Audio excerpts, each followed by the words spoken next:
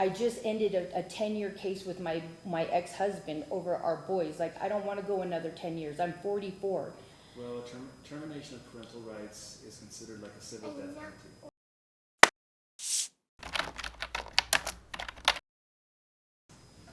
All rise.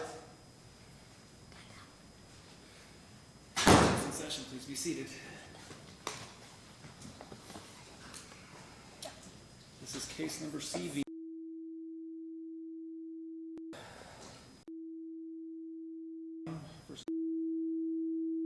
Is that correct?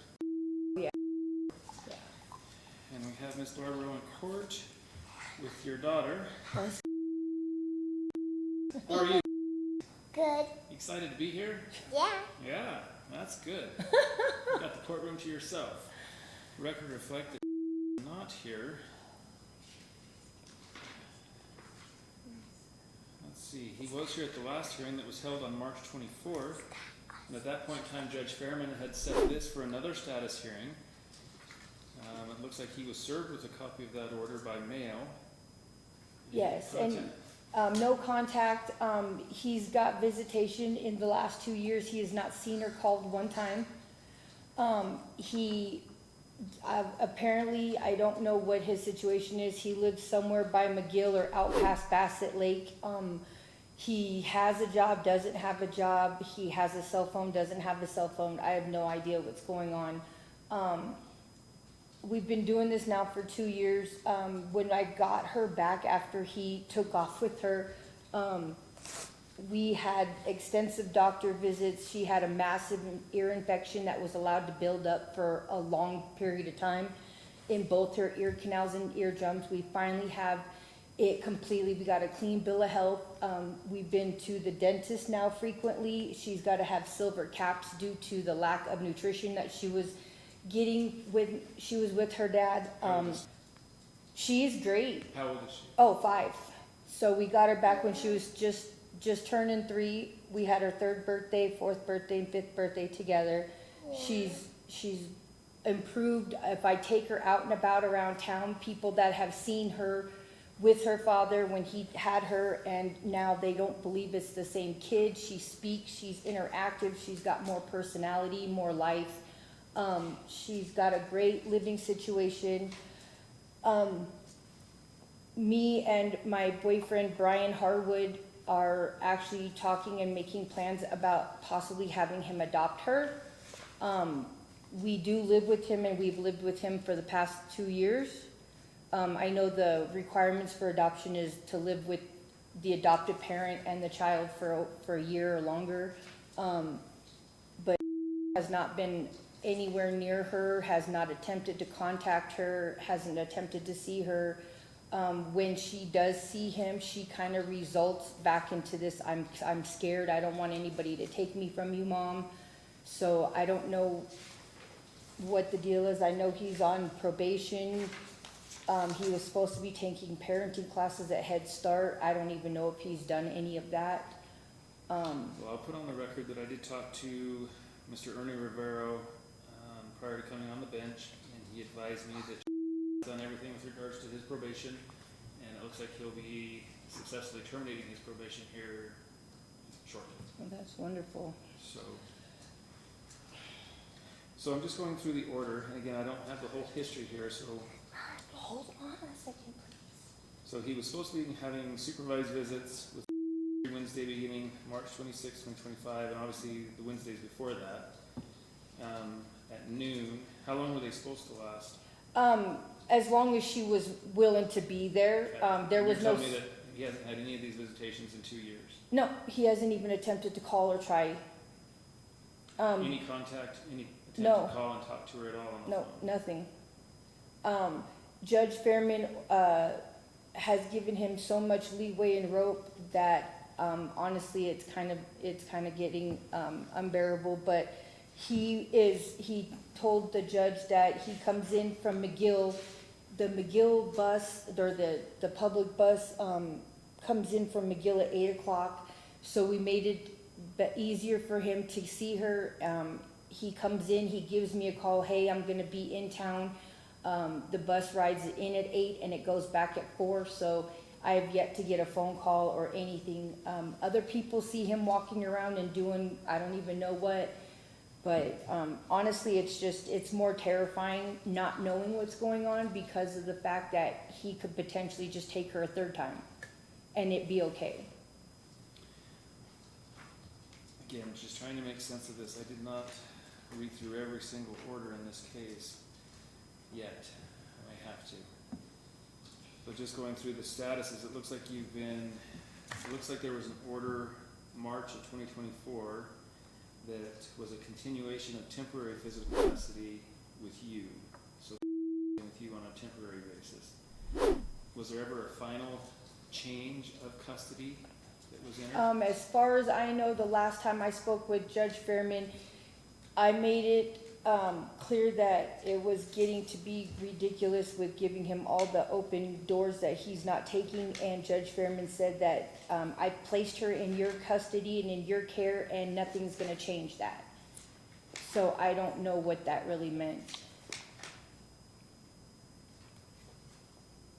But as far as I know, there's no relocation of her or anything like that, or anybody it's else just- that she's. I was just looking at the actual orders.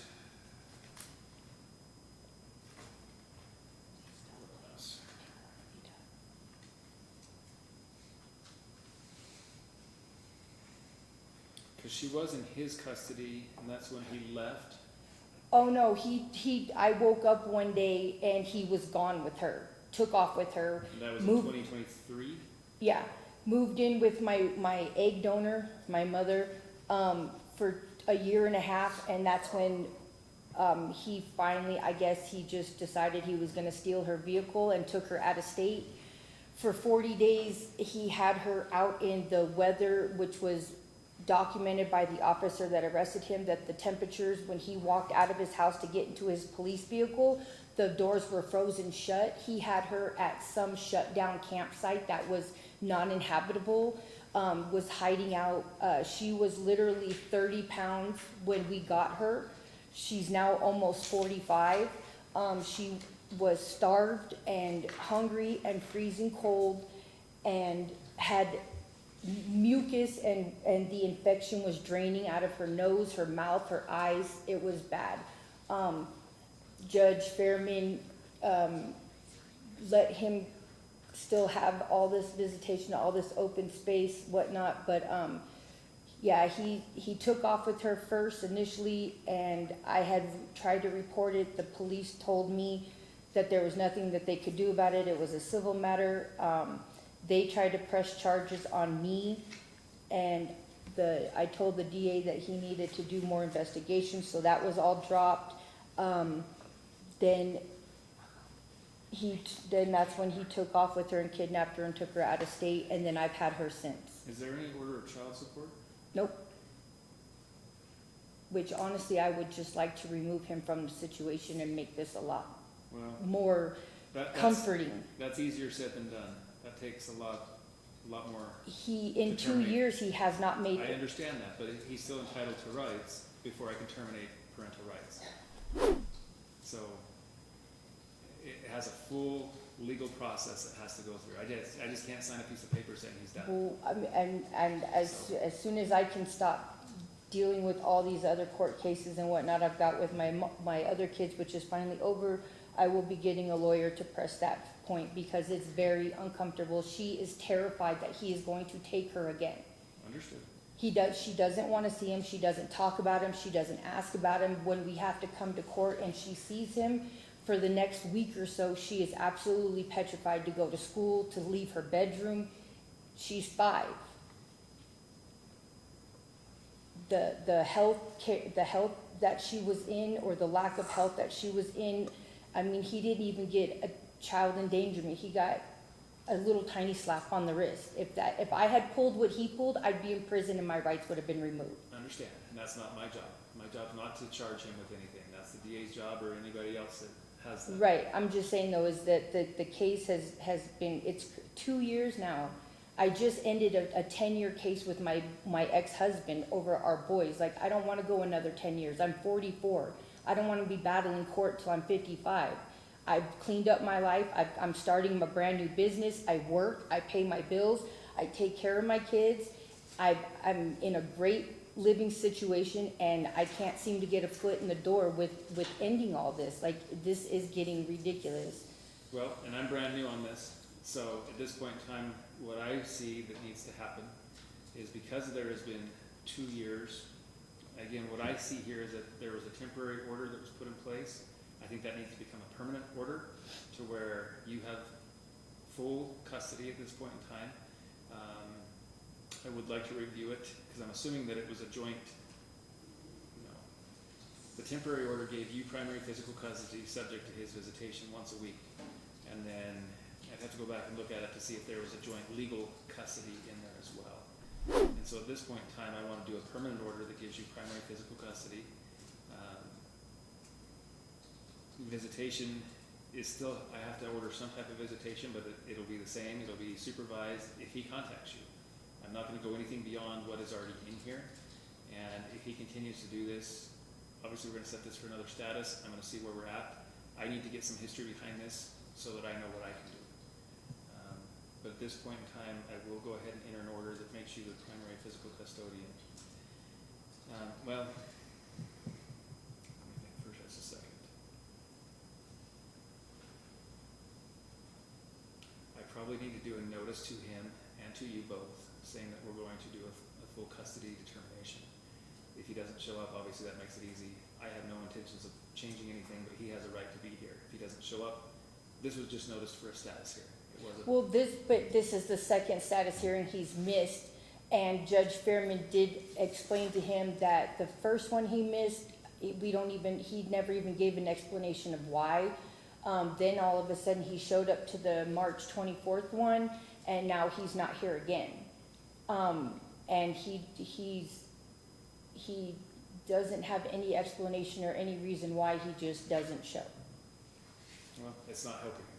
So it's noted that he's not here today, but because it's just noticed for a status hearing, I do need a notice for a full child custody determination along with a child support determination. No, I understand all that, but it's nerve-wracking because with him not being communicative, I don't know, and it terrifies me. His oldest daughter is a teacher at Head Start where she goes to school. Like, I worry every single day. She's gonna be in David E. Norman soon, and that school is big, and I'm terrified. He's isolating or not communicating properly because he's trying to plan something again. It worries me. I don't want to keep my daughter in the house, and I don't want to pull her out of school or anything like that. She needs a normal child life, but it's very nerve-wracking. It's a small town, and it can happen. Okay.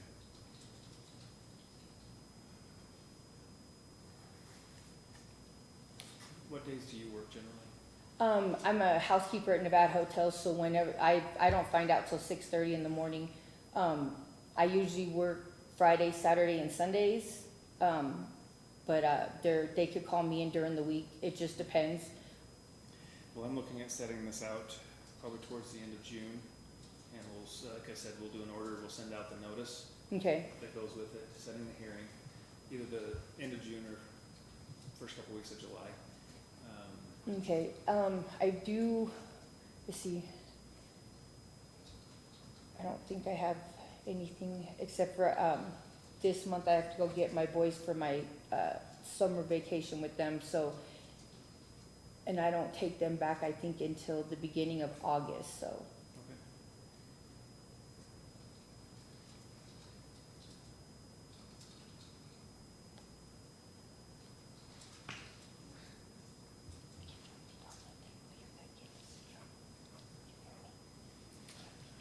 Otherwise, how's it? Doing great? Yeah. Yeah? You happy? Yeah. What's your favorite part? What are you doing? It's so fun. What do you do that's so fun? What do you like to do for fun? I like to play. You like to play? Yeah. That's good. Kids should play. She likes to go feed the chickens and the bunny that we have, collect the eggs. She likes to draw and color.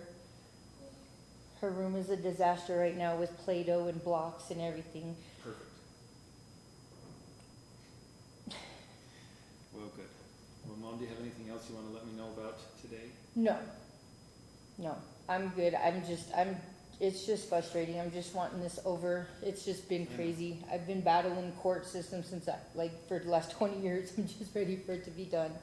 Well, termination of parental rights is considered like a civil death penalty. Oh, I know, I'm In order born to- and raised in Nevada, and I researched it and everything, and it's not that I just wanna jump to it. I just want us to be able to move on, and he's clearly, in the last 2 years, has shown her that he's not really interested in being a part, and Well, Brian Harwood is my boyfriend, and we do live with him, and she's absolutely And that's great. inseparable, I gotta make sure we follow the right So- paperwork and the right laws to make sure things, and the first step to me is to make sure that we turn that temporary order into a permanent order that gives you custody. Cause that's gonna make it so that we're not coming back on these statuses on a regular basis. Yes. We don't need to keep doing this forever, so. right. No, absolutely. Okay. Well, I appreciate your patience today. Thank you. And waiting us through court. Like I said, when I set this, it'll probably be on a Tuesday or Wednesday. Okay, as long as I have early enough, I give them the dates, and they're really good about it. Okay. Work's not a problem as far as giving me the time I need. Is your address, So that is my address, but I did put it in with Judge Fairman that we physically, cause we have issues with it being livable, but that is my property, and I do receive mail there. But we physically live with my boyfriend at 2355 Ruby Street. do you get mail there too? No, I do not. Okay, so the mail. But I just wanna make sure that everybody is on the same page because we don't physically live at the 1147, but it is our property still. And I do receive all our mail there. As far as mine and hers. And to your knowledge, is the rest of the P.O. box? I didn't even know he had a P.O. box, honestly. I have no knowledge of anything other than what he kind of says in court. Okay. Well, this will get us started and we'll get some orders out, so. Awesome, thank Appreciate you. you being here today. Court's in recess. Oh,